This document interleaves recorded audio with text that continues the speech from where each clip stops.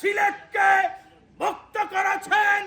আমরা বাংলার থেকে, বাংলাদেশ থেকে লং মার্চ করার মধ্য দিয়ে অবরুদ্ধ মুসলমানদের মুক্তির জন্য এক হাতে তাসবিহ আর এক হাতে তরবারি নিয়ে আমরা সামনে এগিয়ে যাব।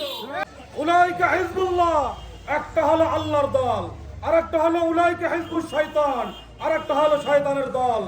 এই দিনের ভারতবর্ষের জালিম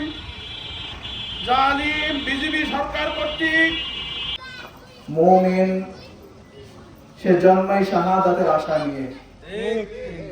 আলাল মুরসালিন আলহামদুলিল্লাহি রাব্বিল আলামিন।